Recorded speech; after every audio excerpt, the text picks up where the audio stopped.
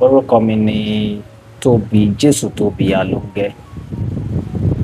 Olùwòsàn Jésù Tóbi Alóńgẹ́. Ǹjẹ́ a lè mọ̀ nípa yín síwájú sí irú olùwòsàn wo ní irú ilé ẹ̀kọ́ wo ni ẹ lọ títí di àsìkò yìí? Ẹ ṣé. Mo jẹ́ ẹni tí ó ń fi ewé àti egbò ṣe ìwòsàn. Mo lọ sí ilé ẹ̀kọ́ gíga ti fásitì ní Àkúrà Ìbọn. Mo dẹ̀ tún ṣe àwọn ẹ̀kọ́ kọ̀ọ̀kan nípa alternative medicine, that is natural medicine, nípa àbí ìmọ̀ tí máa ṣe fún alternative medicine bá jẹ́ máa ràn mí lọ́wọ́ sà. Ẹ ṣé àwọn èèyàn tí wọ́n ń gbọ́ yín ní àgbọ́yé. Okay, so alternative medicine, a ní the conventional orthodox medicine, àwọn tí ìwòsàn ti ìlànà òyìnbó àti ìwòsàn tiwa tí a ní like some homeopathy, like home remedies, àwọn nǹkan tí wọ́n lè tètè mú ní ilé láti fi ṣe ìwòsàn ara tí ò ní nílò láti sáré jìnnà lọ́nà owó púpọ̀. Àwọn nǹkan tí a máa ń pè ní alternative medicine rèé, or home remedies. Ẹ ṣeun lọ́pọ̀lọpọ̀. Ìmọ̀ yín tí ẹ fẹ́ pín pẹ̀lú wa kò ní jẹ́ àpínmọ̀. Ìmọ̀ yín á dẹ̀ máa dàgbà, á máa lọ sókè sí. Bàbá, kí a má bá òpó lọ sí ilé olóró, ẹ jẹ́ ká bẹ̀rẹ̀ lóní pẹrẹu. Bàbá, èso kan wà tí wọ́n ń pè ní èso pándọ̀rọ̀. Èso pándọ̀rọ̀ yìí, oríṣiríṣi òye àti ìgbàgbọ́ òní ni a ní nípa rẹ̀. Ọ̀pọ̀lọpọ̀ gbàgbọ́ wípé bí a bá mú èso yẹn nìkan gan, bí a bá fi kan orí ọyàn obìnrin, ọyàn yẹn á máa tóbi tó jẹ́ pé ọ̀pọ̀lọpọ̀ gan máa ń bẹ̀rù èso yìí.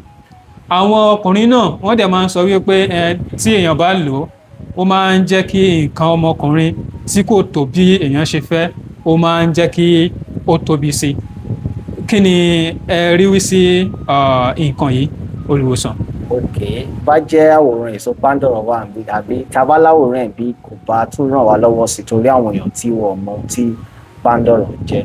A máa ń pe pándọ̀rọ̀ ní sausage tree or Kaigelia africana Kaigelia ní botanical name.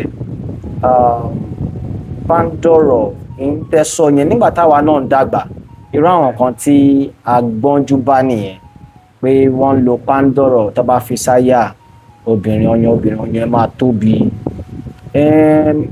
Pándọ̀rọ̀ ní àwọn properties kan tí ó lè enhance breast firmness. Ẹ má bá mi máa gba òyìnbó mi díẹ̀díẹ̀, ẹ ṣé púpọ̀. Kò sí ìyọnu.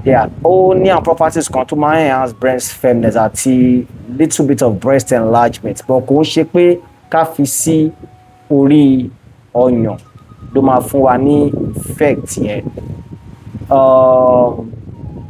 Àwọn pándọ̀rọ̀ ní basically a máa ń lo pándọ̀rọ̀ fún, I want to talk about the breast now, nípa ọyàn obìnrin. Ó láwọn kòkòrò ọyàn kan tó máa ń ṣe obìnrin. Ó lo kòkòrò ọyàn, but kò ń ṣe kòkòrò lọ títí bẹ́ẹ̀ yẹn náà. But àwọn àìsàn ọyàn kan, for instance, breast disease, cystic breast disease or fibrocystic breast disease. Kí n pè ní ìju ọyàn. Ìju ọyàn jẹ́ lò torí we have fibroids or like fibroid cyst breast disease, fibrocystic breast disease. So obìnrin máa ń ní kókó lọ́yàn. So àwọn kókó eléyìí tó wá tún so sí, they are called breast lump ní èdè òyìnbó. So wọ́n máa ń lo pándọ̀rọ̀ láti fi tọ́jú irú nǹkan báyìí.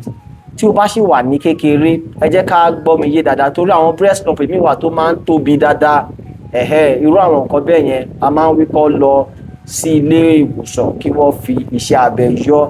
Àwọn kankan wà tó jẹ́ wípé kò ní ìdíkéyàn exaggerate. So tí breast lump yẹn bá ṣì wà níbi level kan, wọ́n lè wí kí wọ́n gba oje tó wà nínú pándọ̀rọ̀, wọ́n lè pò mọ́ ọṣẹ máa ń save. They are safe for the skin. So wọ́n á fi máa pa, wọ́n máa fi ń ṣe kòkòrò náà, wọ́n ṣe kòkòrò yẹn, wọ́n á fi máa pa, tó bá ṣe fi ń pa, kíní ẹ̀ máa yọtí tó máa fi lọ.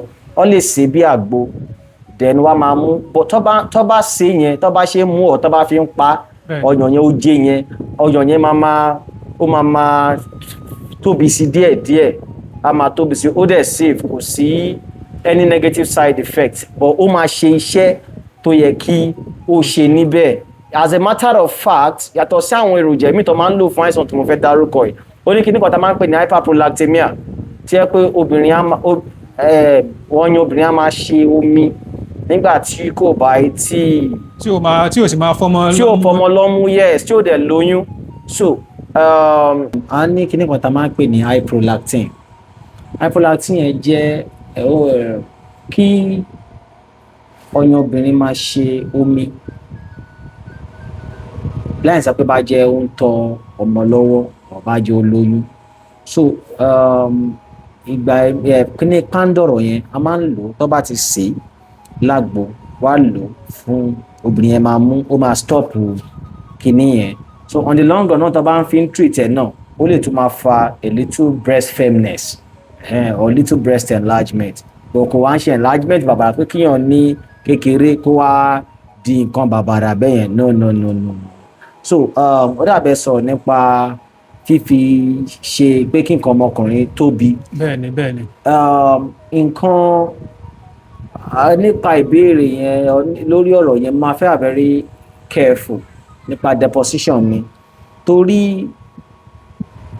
bí Ọlọ́run ṣe dá gbogbo wa dáadáa ni dáadáa Ọlọ́run dá gbogbo wa dáadáa position tí wọ́n bá wá bá nǹkan ọmọkùnrin ẹ̀ náà kó máa dúpẹ́ ni tó bá ti lè jẹ́ wípé ó ń le tó bá ti ń le because irú question báyìí ó lè affect èèyàn psychologically ẹlòmíì ti ní low self esteem láti ara yín pé nǹkan ọmọkùnrin ẹ̀ kéré ṣùgbọ́n pé ká fi pándọ̀rọ̀ kọ̀ọ̀kan ọmọkùnrin kò lè jẹ́ ó tóbi o kò lè jẹ́ ó tóbi ká fi pándọ̀rọ̀ kọ̀ọ̀kan ọmọkùnrin kò lè jẹ́ ó tóbi so ṣùgbọ́n téèyàn bá ṣe lágbo tó bá mú díẹ̀díẹ̀ pándọ̀rọ̀ ní èròjà kan tá a máa ń pè ní testosterone so testosterone yẹn á máa ran ọkùnrin lọ́wọ́ ó lè ràn án lọ́wọ́ láti kí díẹ̀ ṣùgbọ́n àtọ̀ ó máa ń ṣiṣẹ́ fún àtọ̀ ó dẹ̀ máa ń ràn án lọ́wọ́ náà pé kó tún ṣe dáadáa tó bá fẹ́ bá obìnrin sùn ajẹ́bọ̀ ìrìn ṣe jẹ́ nípa ìbéèrè. ẹ ṣeun lọ́pọ̀lọpọ̀ àwọn tó bá wá fẹ́ lò bóyá fún láti fi lè ran nǹkan ọmọkùnrin wọn lọ́wọ́ báwo ni wọ́n ṣe lè pẹ̀lú ẹ̀ ṣé wọ́n á gé wẹ́wẹ́ ni ṣé wọ́n á máa lò lómi ni àbí báwo àbí ṣé wọ́n á ṣe jẹ. kọ́kọ́ ṣe pándọ̀rọ̀ yẹn lólómi kó máa mu ṣọ́ọ̀tì kan lẹ́ẹ̀kan lójúmọ́ tábà wá rẹ́ni tó jẹ́ pé bóyá kò fẹ́ ṣe gẹ́gẹ́ bí àgbo tó jẹ́ pé bóyá ó fẹ́ kì í bóyá kó kì í sínú ike kan. ṣe rí nǹkan kan tó wà nípa kíkì ní preservation ìtọ́jú àgbo yẹn tó bá ní fridge ẹ̀ kọ́ọ̀kì sílé ìyẹn lè pẹ́ yẹn kó máa preserve kó a máa lò ní same shot kan náà kó máa lò lọ́bẹ̀. ẹ ṣeun lọ́pọ̀lọpọ̀ ṣùgbọ́n ká tó kúrò níbẹ̀ nípa nǹkan ọmọkùnrin yẹn náà tá a bá ń sọ nípa nǹkan ọmọkùnrin ó jẹ́ nǹkan tó jẹ́ pé ó ti ba ọ̀pọ̀lọpọ̀ ìgbéyàwó ó ti fọ́ sí wẹ́wẹ́ ó dẹ̀ jẹ́ kí ìgbéyàwó mi ó jẹ́ kó lóòrìn dáadáa bí a bá ń sọ pé nǹkan ọmọkùnrin ó kéré tàbí ó tóbi kí ni ìwọ̀n tí èyí tí kò kéré tí kò sì tóbi jù tó wà ní gbèdéke àti wípé ó tún ní àìsàn kan tàbí nǹkan kan tó máa ń ṣèyàn lára tó máa ń pè ní àwọn olóyìnbó máa ń pè ní micro penis mi mọ̀ bóyá mo gbà dáadáa báwo ni eléyìí ṣé irú àìsàn bẹ́ẹ̀ ṣé ó ní ìtọ́jú àbí ṣé bẹ́ẹ̀ náà ni ẹnìyẹn ṣe máa bá lọ. ẹ jẹ́ kí n bẹ̀rẹ̀ micro penis tẹ sọ pé kí o kó kéré báyìí kì í ṣe àìsàn ká bẹ̀rẹ̀ láti bẹ̀rẹ̀ kì í ṣe àìsàn ó sọ pé Ọlọ́run tó dá olúkúlùkù ó dá wa dáadáa ṣùgbọ́n ṣé mọ̀ bẹ́lómi nípa ibi tẹ́lómi ti ń dàgbà oríṣiríṣi àwọn nǹkan kan lè ti ṣẹlẹ̀ àwọn nǹkan tí ẹ̀kọ́ èròjà ara wọ́n lè máa lò ṣe to understand so but basically mo yẹ sọ̀rọ̀ nípa testosterone àti okó kéré o àti ó ṣe ẹ jẹ́ kó bọ́ọ̀lì pándọ̀rọ̀ yẹn tó ta bá ń dúró lórí pé nǹkan ọmọkùnrin kéré ó máa pa low self esteem ọkùnrin míì tó ní ló ti jẹ́ kọ́kọ́ sọ síwájú. bẹ́ẹ̀ A máa ń rí àwọn èmi tó máa ń sọ tó máa ń lo òróró, àwọn èmi máa ń even the same pandoro wá gé lórí wá gé nídìí ó ní tó máa pò mọ́ṣẹ́ wá wí kó fi máa fọ nǹkan ọmọukùnrin wọn. Yes, ẹlòmíì máa ń ta àwọn òróró kan tó bá yẹ kó fi máa fà á, process pé fi ń fa yẹn náà ẹ̀ ń fa okó síwájú ni. But téèyàn bá ní early morning erection ó máa ń help láti jẹ́ pé kó máa ṣe síwájú. Irú àwọn èèyàn bẹ́ẹ̀ yẹn kó lọ rí urologist tó máa ràn wọ́n lọ́wọ́ so that wọ́n ní sáyàbá ilé kó sábà ilé kó bá ẹni tó mọ̀ nípa sọ̀rọ̀ tó lè guide wọn. Ẹ ṣé gan sir. ẹ ṣeun lọ́pọ̀lọpọ̀, a dúpẹ́ fún àwọn ìlanilọ́yẹ̀ tí ẹ̀ ń dá wa lọ́yẹ̀. Mo ní ìgbàgbọ́ wípé àwọn ará ilé náà wọ́n ti ń mú nǹkan kan tàbí nǹkan mìíràn láti ara àwọn ọ̀rọ̀ tí ẹ̀ ń sọ fún wa. Ó ní àìsàn kan tí wọ́n ń pè ní fòníkú-fọ̀la-dìde. Ojúlówó Yorùbá, ìkànnì àṣà, ìṣe àti èdè Yorùbá.